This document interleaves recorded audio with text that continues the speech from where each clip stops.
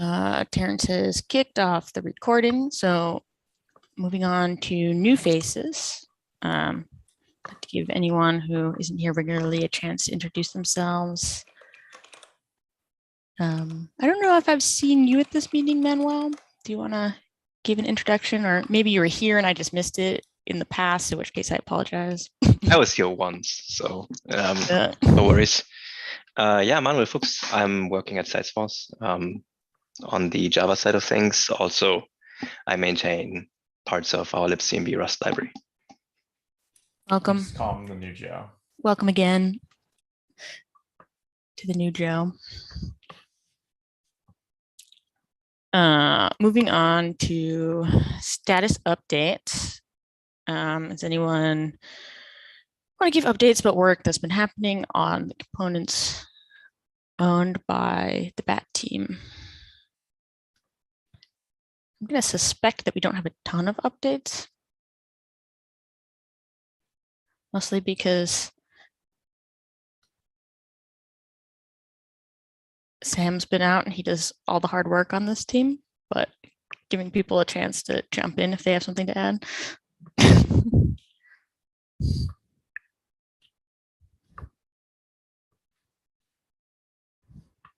I'm going to take that as a let's skip updates this week and come back with a vengeance next time.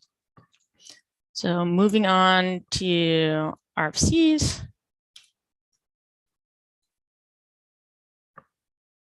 Let me share my screen here. We can talk about RFCs that we have in flight. So I'm ignoring everything that is in draft, which brings us to utility build pack for dot profile. There was some back and forth in here over implementation details, but I suggested that we just take that out because I think we could decide that as a sub-team. I don't know if that needs to happen at the project level. And it might be the kind of thing where we evolve over time. It doesn't need to be recorded forever in this RFC. So Mikey made those changes. And I think now we have the full slate of approvals. So I wanted to give folks a chance. If you want to have any late breaking discussions, we can have those today. But otherwise, I think we can move this into final comment period.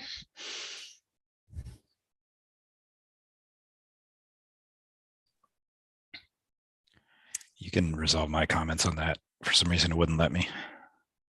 I'm not going to make everyone watch me do that, but I will do that after this. Thank you.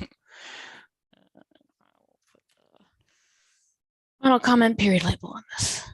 Okay, great. So moving on, our only other non-draft RFC in flight right now is project scaffolding in PAC.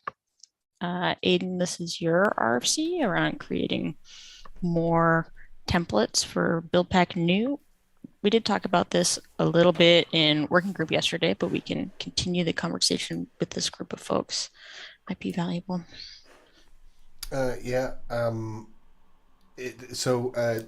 This comes from conversations in the learning team and builds on, I think, stuff that came from Natalie's survey. We'd like to have kind of golden paths, a kind of one true way of creating these things ideally. It just makes it easier to document. So if you're going to try and create a new build pack right now, the documented way is to use pack build pack new. That gives you a shell build pack, which is great. But I suspect that we possibly want to push build pack authors towards the Rust or Golang or Python bindings in some instances. So supporting those in the same scaffolding tool seems to make sense to me, at least. How we go about implementing it, I'm really open to things. One of the questions that seems to be open right now is, do we want to bundle these templates, embed them in pack so that they're just there, or do we want to have effectively a set of curated templates that pack can go off to and pull them down from, for example, GitHub and use them, and then in both cases we'd still support third-party scaffolding but it's just a case of whether we embed it in pack or we require internet access going off to scaffold things. How does it work right now? Do you know?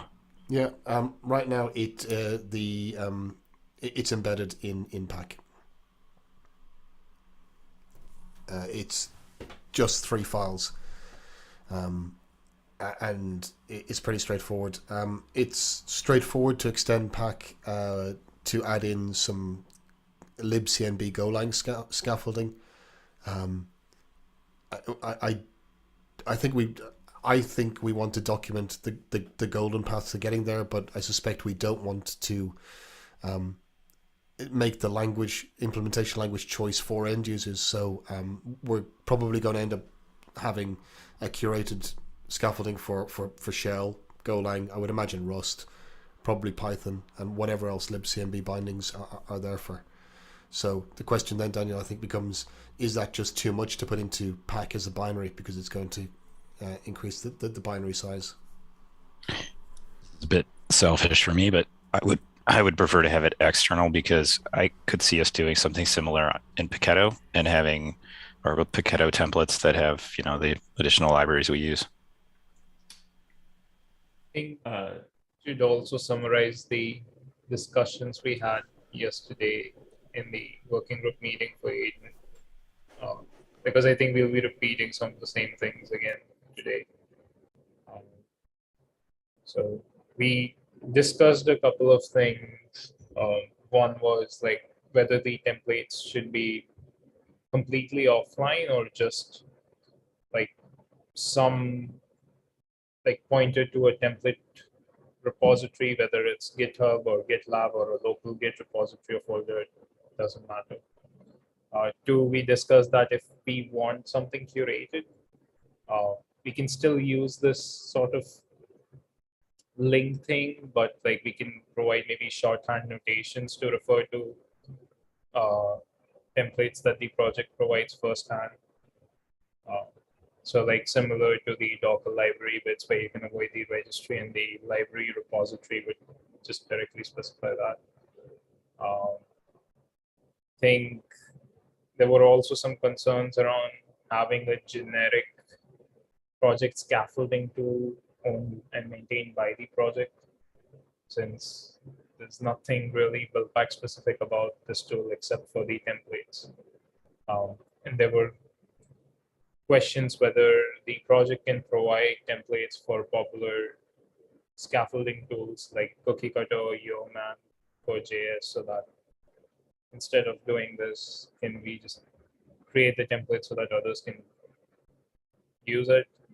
There were also some concerns whether this provides like a holistic experience to build-back authors when they have to reach to another scaffolding tool apart from back to do something like this. Like either concerns are valid. Like we don't want to own a generic project scaffolding tool, and we also don't want like for the experience for build-back authors to be poor. So it's just like picking out which is the better path forward. And also I think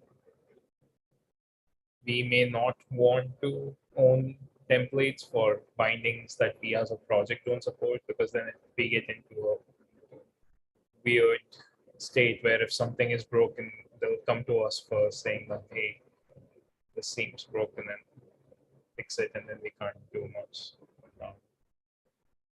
So I would at least prefer if we, like if there are bindings that we can suggest something that, hey, this like here's a way to discover templates for build-back repositories. But if we are like saying that something is owned by the project itself, like lives in the build-back's GitHub organization, I would prefer if we have some control over the bindings therein.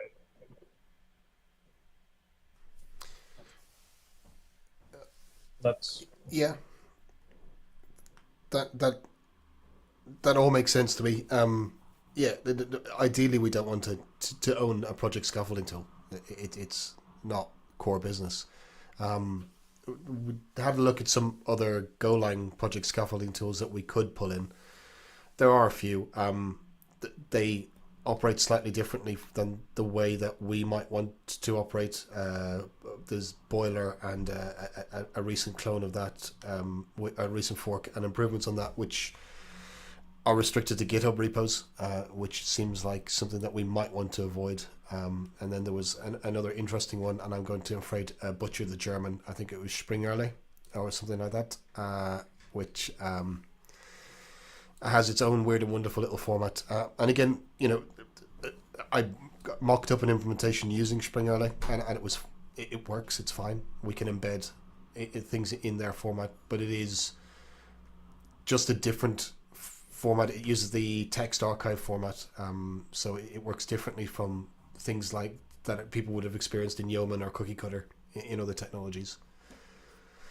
So I personally don't really care how we solve this problem in a lot of respects. I'm quite happy to take it in whatever direction people want it to be taken, but either we need some documentation on how to structure your projects in these different languages, and if we're going to go that far as to document it, we may as well give people project templates, and maybe that means that if we're going to document in how you use the libcmd Python bindings, then we give them a cookie cutter template, because that is kind of native to Python.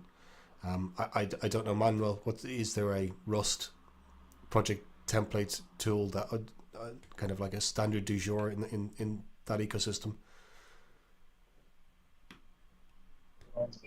I'm muted. I'm not like, there are some, but I wouldn't vouch for any of these. So yeah. And that way we could avoid, we could support the environment that people want to use, and avoid maintaining a scaffolding tool at the cost of having 2 or 3 different scaffolding formats. That your Rust stuff would be in one format, your Python stuff might be slightly different. And it's trade-offs, software development. Sorry, go ahead, Sam. I was just gonna call out that just because people are developing a build pack in a certain language doesn't mean that the scaffolding tool written in that language is the most easy to use. Like, I know firsthand that installing like Python CLIs can sometimes go wrong because people are not aware of original language and so on. So like, just purely from an installation standpoint, like having a standalone binary of some sorts that this works is easier, especially if it is like it should work on multiple operating systems and architectures. So like Go is one of the few languages that makes it really easy to achieve all of that. But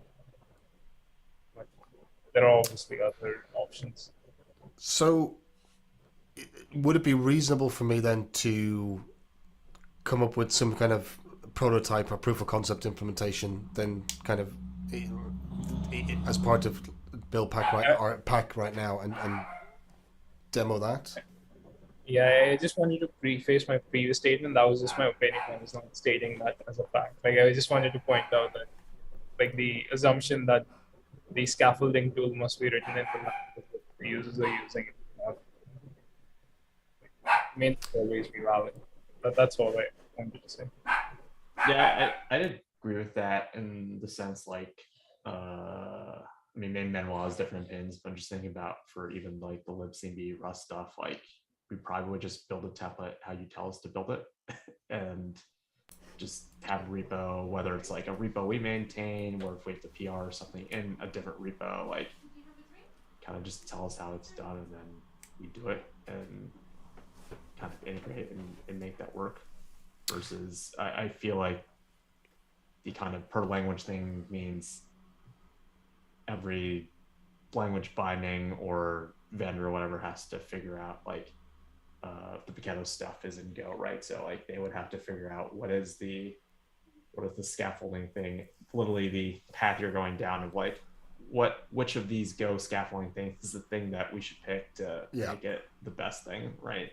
Versus, like, you could imagine build pack author guide that probably looks like the RFC you've written in the how it works section, which is like here's how you do prompts, here are the field and flags, and this is what's available. And then I don't have to learn like a scaffolding tool in my language. Like I may have a lot of experience with something like Cookie Cutter, or I may have like zero experience, like Manuel said, of like what the state of the art is in Rust, right?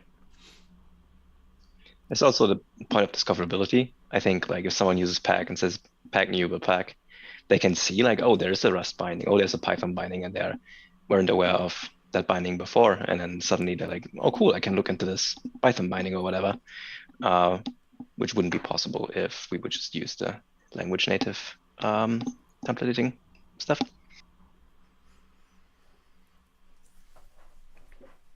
Yeah. Yeah, I think I agree that like from a user experience standpoint, having it in pack is far superior.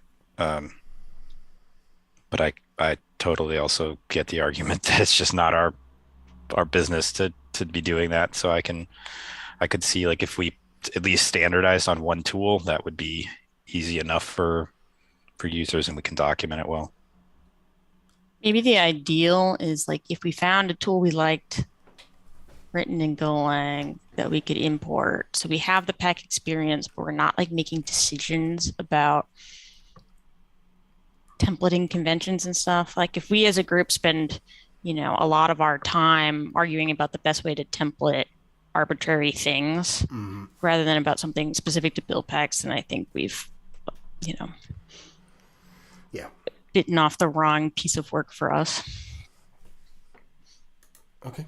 But if it's easy to incorporate in pack someone else's well thought out opinions about templating and then just make that a seamless experience, that sounds really good.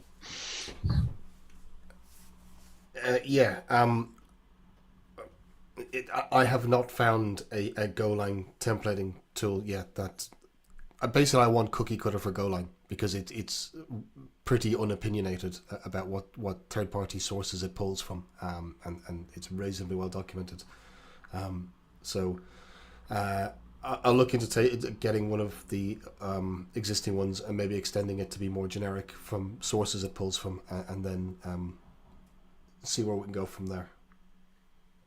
If there's not something that you can import and go, I could potentially see like shelling out, and running a binary and just having like the prerequisite that you use your package manager to install XYZ first. I think the downside is if you're trying to shell to Cookie Cutter, Python's a pretty large dependency. Because unlike Go, right, or even like a Rust or something that compiles down to a single binary, like Python's a distribution, right? And so I think you'd still have to use something that's an easy install, not like probably not a Python, or other scripting language. It is possible to make Python standalone binaries that are 4 or 5 MBs in size with the interpreter and everything, but like just packaging that for every architecture and operating system is a pain. You can create it, it's just an absolute pain to maintain.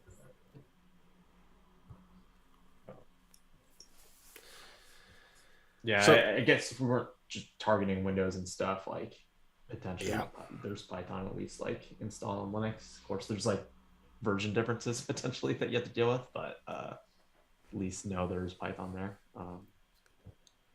So what I'm hearing so far, and please correct me if I'm wrong, is that we know we have a problem with onboarding.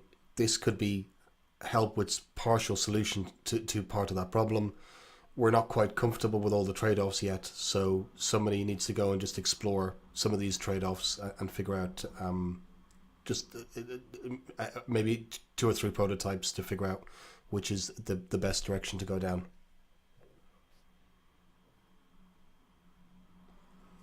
Okay, I will go and do that. Thank you for taking all that vague feedback and giving an actual actionable summary there. Well, thank you for the feedback. It sounds like we're potentially, from both working group and some other stuff said in here, we're potentially more open to not necessarily jamming the templates inside of pack, even though we want the tool to live in pack, if that makes sense, right? I feel pretty strongly that we shouldn't tram them in pack. Like even just thinking about the workflow of, you know, someone who wants to make their own variation on one. Like when it's a separate Git repo, it's really easy to, you know, maybe I fork it and I modify a few things. When it's embedded in pack, it's both hard to find and harder to change and reason about. You can always use Git submodules. We could, but Everyone cringes. yeah. I wonder what the pack maintainers would think of that. Okay, Javier's here with his camera on. No, I plead the fifth for now. Yeah. One who's used Git submodules very heavily in the past. I that's why everyone cringes. don't miss them, but you know, they have their uses. Sometimes it's the right choice. Yeah.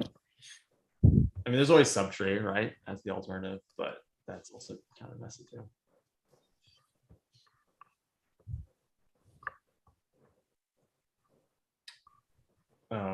Yeah, I don't know. Feels like a crappy trade-off thing in the sense that the offline thing is also really nice too. But I mean, we can provide an offline experience. Like pack can just, for the list of repositories that we suggest during release time, pack can just capture a snapshot of the main branch and include it. And then if you try to create it, it can try and reach out to the internet, or like you can have some pack config flag that says internet like connectivity false or something, and then it just uses the old stale local version. I That mean, was, will we just do poll policy like we do with everything else? Yeah, we could cache. Pack already has caches, so we could cache and then have a policy.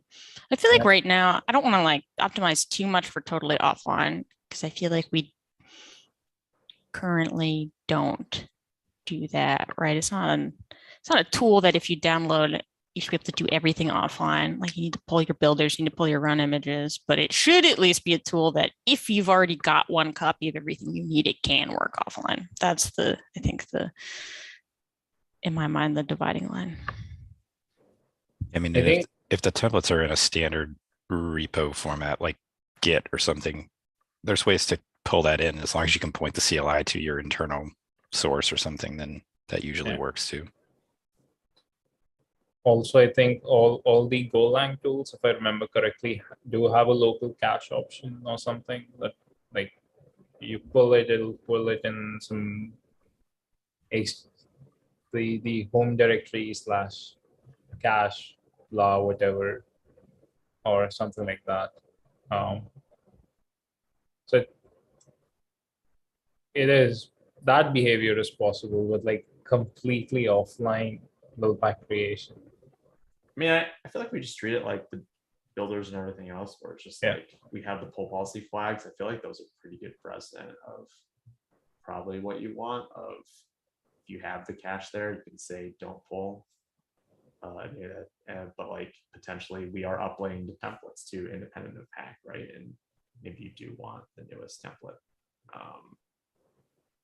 So kind of leave it up to the user. And then figure out what we want that default to be. Question is, how usable are these templates without an internet connection themselves? Like for us, if you have like a cargo tower with like 10 dependencies, that are part of this template, then you need to download them as well. If you don't have them, then suddenly your offline experience ends at that point after template generation. So probably nothing we can really fix at pack level. Yeah, that's a really good point. Like where you're getting your lib CNB from after you've generated your Go mod. It's like, I don't know if this is a totally offline experience in any case.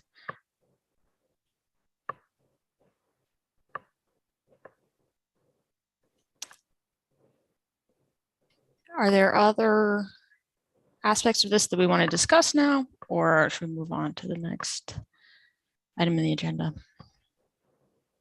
We can move on. All right, up next, Dan, libcnb v2 logging PR. Just a quick note, I had put in a PR about logging in V2, just some kind of API changes based on some things we had talked about. And some things to try to make it easier for people that want to integrate or wrap libcnb with like their library of stuff. So if you got a little bit of feedback on that, but if you get a chance to take a look and provide feedback, that would be great.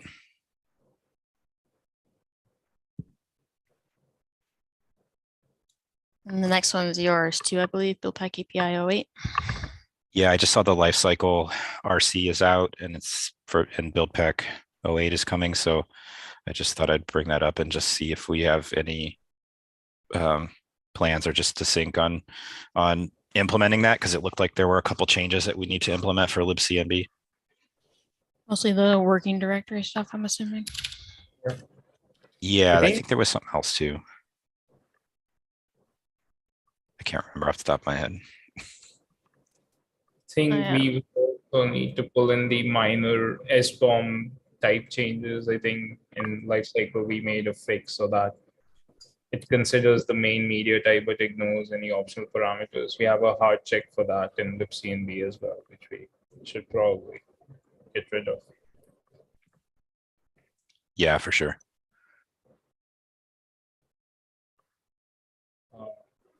Do we want to just open up some issues on GitHub? Yeah. Okay. I think the other thing, probably we should file an RFC for this, but we need a way to have like concurrent releases of all of our offerings when the new lifecycle version is released as stable. Like libcnb, we can't test things before Pack supports the new API versions. So like it's just like a flow from lifecycle to libcnb. Like if it's just the Buildpack API bump, we can still mess around with Pack to patch in the new lifecycle image and then use that to test the new Buildpack functionality. But like if we want integration tests at some point for libcnb, we'll need to figure out like a way to like minimum things we need to have across the project before we release the stable version of lifecycle. Like it looks really bad when lifecycle is out and then like Pack is a month behind on that platform version and then libcnb is somewhere else. So like yeah, we should consume the RC and validate it from the Buildpack perspective in this sub-team, and we should go harass the platform sub-team to do the same. I think we shouldn't need Pack changes to validate our changes, hopefully, because we're on the Buildpack API side of things. So it's only when the Buildpack API is dependent on the platform API, like it was with the SBOM stuff, that we need Pack changes. Like this specific thing, we don't. Like this specific Buildpack API version, we don't need Pack changes, but there's a new platform version, then yes, we do. yeah, hopefully we can normalize our APIs. That happens to us not often, but we're in a place where things are not perfectly decoupled. So I think there'll definitely be cases where it happens again, despite our best intentions. But hopefully by the time we get to 1.0, we'll have cleaned things up such that that shouldn't happen to us again. Yeah, my only comment to that is I think 1 month behind is a little generous, right? I think we're probably more behind on Pack implementing some of the APIs. But to that extent, I know Emily recently brought up the idea of doing something similar for Pack where it follows the lifecycle strategy, where we try to release with a lump sum of very targeted features. And I think the spec updates make sense to do that.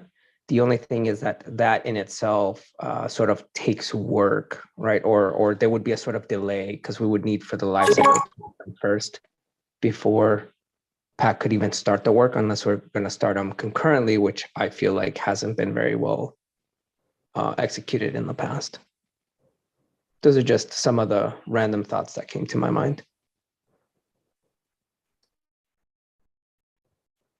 I think we need a strategy similar to the spec where we create a version branch for like a new platform version or a new build pack, whatever. Like for Pack, it'll be a new platform API version. For libcnb, it'll be a new build pack API version. For lifecycle, it'll be the new RC or whatever. So like, let's say we implemented the process specific working directory, but the whole API is not yet complete. Pack can still consume that version of the lifecycle. Like I think we produce everything that like we produce container images for lifecycle for any intermediate commits as well, right? We just don't have like a full-blown release with everything, but we generate the individual container images that can be used or releases that can be used. So if we just stage things and work on them incrementally, I think we can still prevent it from staggering as much as it does today. There'll still be a bit of stagger between lifecycle putting something out and Pack implementing it, or us I'm definitely interested in the conversation and coming up with some ideas on how to resolve it. I guess the other part that I'm thinking about is Pack isn't the only tool, right? Like the only platform that we support. We have Tecton, and some may even say KPack could be something that some of our end users really look forward to or at. So a different strategy that just came to my mind is doing something more like bigger releases that are out there, where instead of doing as many small releases per life cycle, we actually strategize and do bigger releases. But again, that's a much bigger conversation as well. I agree that Pack is not the only platform, but it is the platform we use in our documentation. So whenever we push out new features, we use Pack as the example. So for example, with the SBOM stuff, like people were writing blogs and stuff that our API didn't support Cyclone DX and SPDX, when in fact we did, because our docs were not updated because we couldn't use the functionality in Pack and so on. So like I agree that Pack is not the only thing, but it is very much like at the center stage of it all. Supposed to be the reference platform, right? So it should be the most up-to-date one so that everyone else can follow.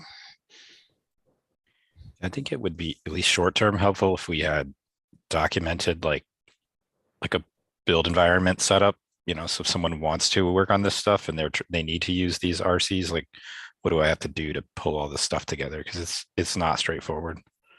I remember doing the SBOM stuff and I still don't fully understand how it all came together.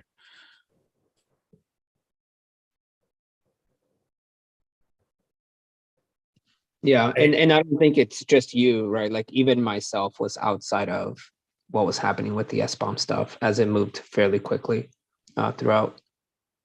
So yeah, I don't know how to resolve that very specific sort of problem. It seems like it would be nice if the drivers of certain features would kind of drive it all the way out, right? Maybe into Pack, but I know that's kind of a pie in the sky solution. I think the thing we can't do is drive something as far as the life cycle and just assume that all the other components will pick it up, like Pack and documentation and Tecton. Like we at least need to track how far through all the different components something is flowing, which is something I was trying to do at least with system build packs by creating tracking issues on the RFC repo. So at least we can see where something is. If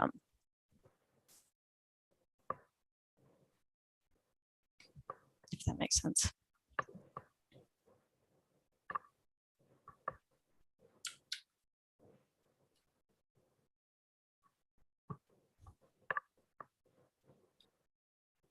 I think going back to your original comment though, Sam, it sounded like I think I heard the term RFC. Is that true? You think about creating an RFC for trying to drive this out more? Yeah, I think Natalie did for lifecycle releases recently, like list of requirements that must be met before a lifecycle release is shipped out, which included doc updates and a bunch of other things. But I think we need more than that.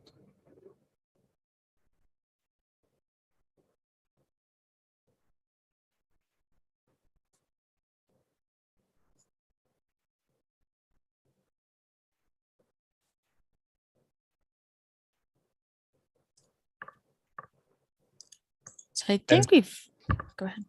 No, I was just gonna say the other thing that stands out is the project descriptor. We'd implemented it in Pack. We're spending a release on the specs for over 4, 5, 6 months maybe, which was also bad because our users were using it, but we couldn't point to anything canonical that said, here's how you use project descriptor v0.2. So like, we need some. We need more process overall. Yes.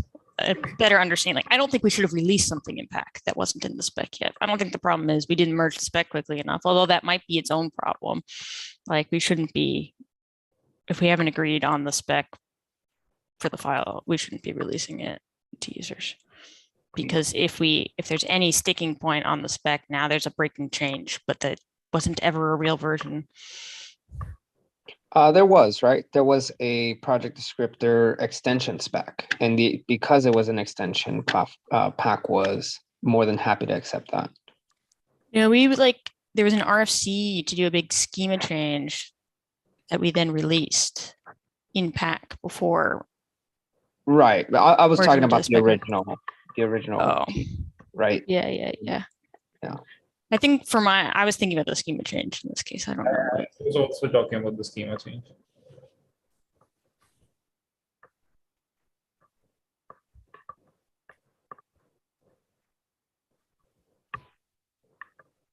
Did that finally go out, by the way? Yes, I did do it. Okay. It's out. There you go. But I mean, I would say even that is a slightly better situation than I feel like the opposite, right? Where there's a lot of maybe nice gems and features in lifecycle that just haven't been exposed all the way. And even furthermore, created a nice succinct end user experience.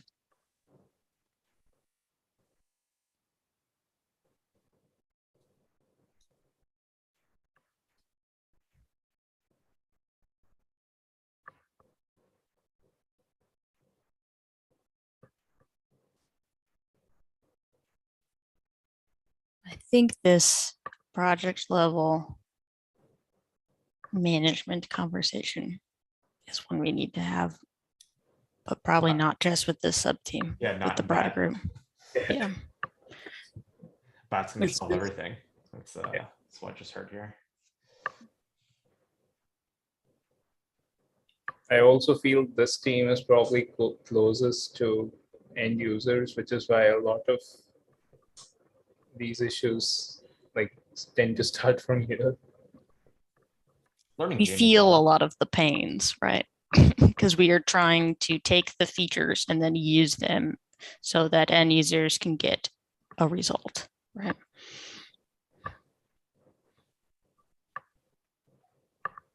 I think platform also is probably there too. They also have Pack, which is where most people start. I mean, I think that's interesting, but I don't know that that's necessarily true. A lot of the Pack users that I've interacted with are not build Pack authors, right? They're more like app developers that Different are kind of really user. Say that again, sorry. Just different kind of user, right?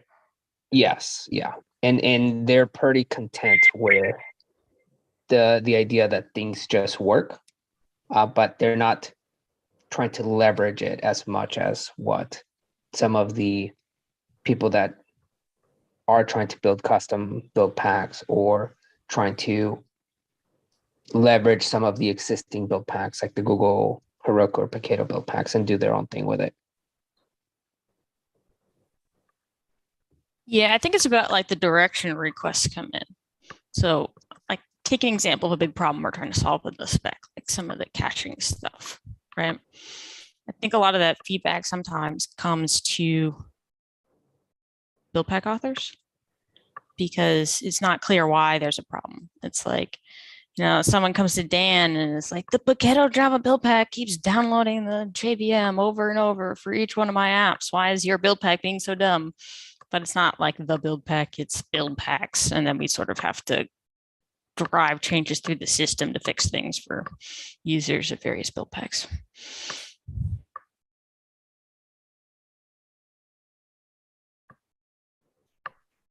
And I think pack gets a different flavor of feedback. Pack's feedback is like, this piece here is slow, or it doesn't work on this, on my, M1 Mac or stuff like that. Yeah, exactly. Or I want to use it in CI, so I need to expose, this Docker host or something. Like it's very applied to sort of like the context or environment it's running in.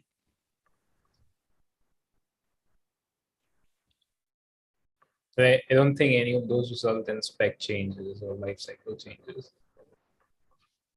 Rarely. Few of them, yeah. Yeah.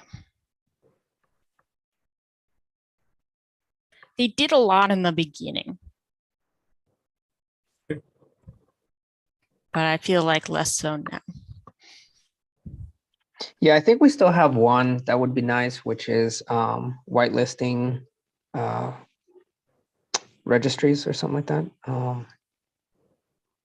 Whitelisting is probably not the right term. Trusted or untrusted, insecure, whatever. local, Insecure and untrusted, yeah. something. Exactly. Yeah. I think we're officially at the end of our agenda for the day. Do we want to give everyone 10 minutes back? Or does someone have a late breaking topic that they'd like now that we have extra time? One interesting question for people trying to use build pack registries, not container registries, but build pack registries.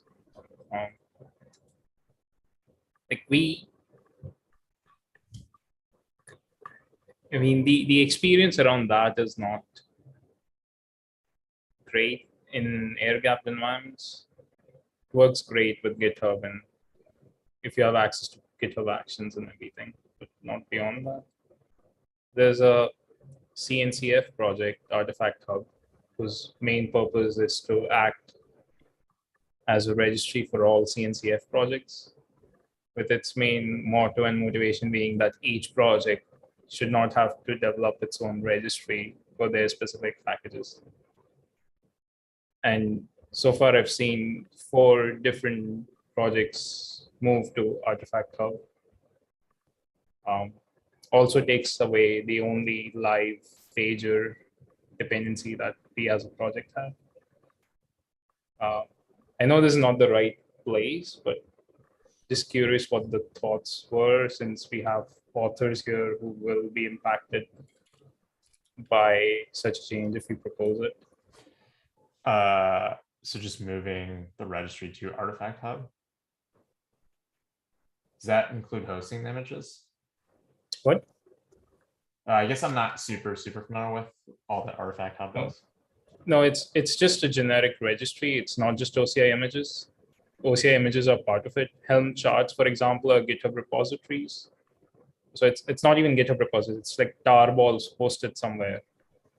But you can host any artifact type there. That's their goal. Just discovery of any artifact type. Helm, for example, is driven very much by GitHub or fetching things from web. Nothing to do with OCI registries. There are a couple of other things as well. I think backstage plugins maybe are supported, or they plan to support it, but like it's very generic. It's supposed to be generic so that it can support all CNCF projects and their like plugins or artifacts.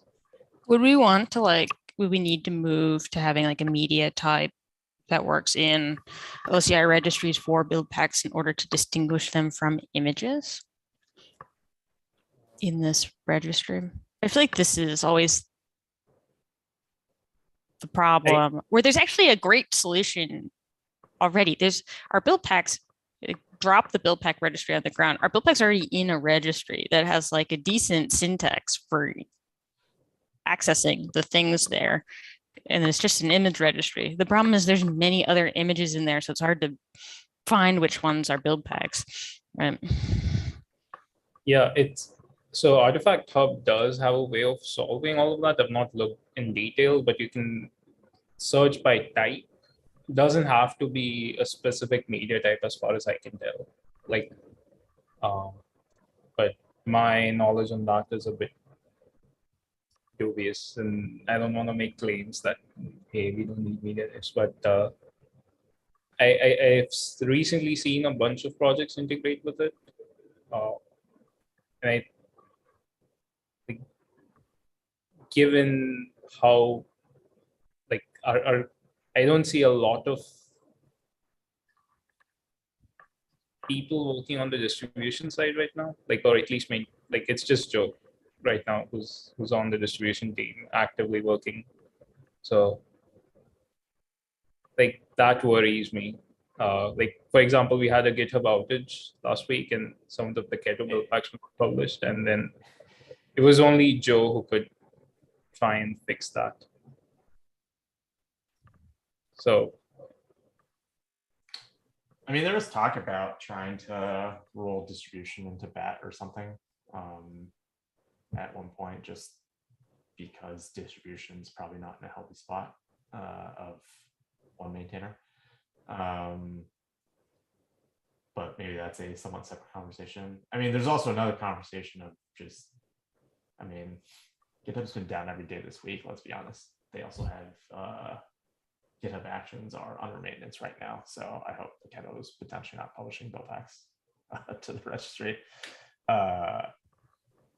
I've also been, I wear a pager for stuff that affects GitHub, and I've been paged many times recently because of it. So they've not been in a healthy spot for sure.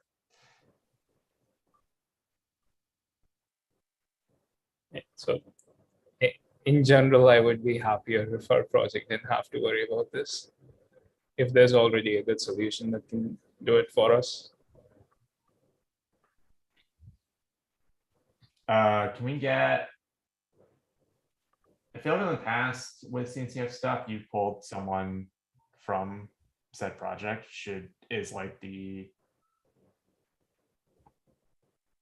a good like next course of action for exploring this, just talking with someone there? I can pull someone in. This also came to my mind because they are applying for incubation. They are in the process. So okay. Maybe that's just my lazy, like, not trying to pawn off work on someone to basically go and do all the work to figure out how viable it is. Yeah, I can find someone who's willing to present stuff.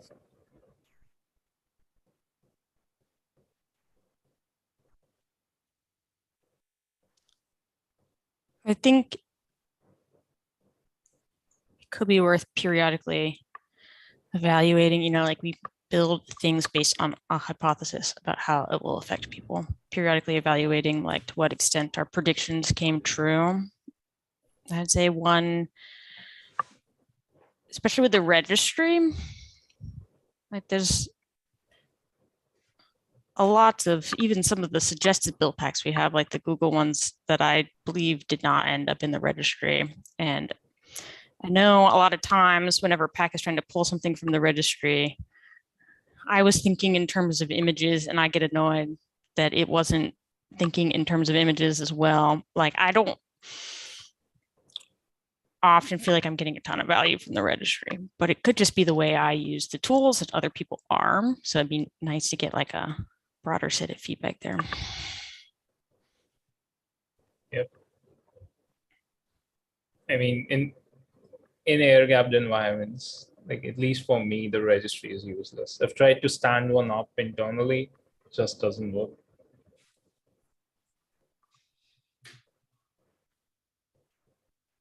The subtle difference between when Pack is getting things from the registry or when it's pulling an image directly has bitten me a number of times.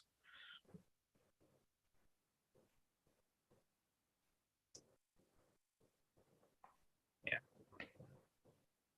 So is it useful if we bring this up to the larger group and potentially get someone from Artifact Hub to present what capabilities it has and whether we could migrate to it with potentially all of the existing data? Because I've seen migrations happen as well. Like a lot of projects started out with their own registry and then migrated to Artifact Hub. So Do they host it at Artifact Hub? Like they wear the pager for that? Or do we have to run an instance of Artifact Hub? they have a hosted offering that lets them discover things. It runs similar to our registry where it stores metadata, but you have to store the actual artifact somewhere else. So like the same way the buildpacks registry just stores metadata about the container image, but doesn't store the actual container image itself. It's similar in that regards. So it's just a discovery mechanism, and it has an API, and it also provides statistics about downloads and stuff, which are things I think are missing from our registry, and we wanted that. So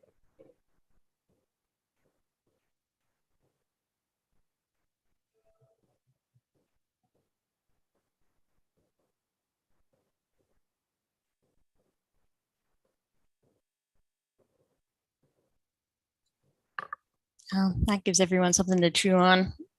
We can come back to that topic in the working group. Cool. All right. Thank you all for your time. Have a wonderful Friday.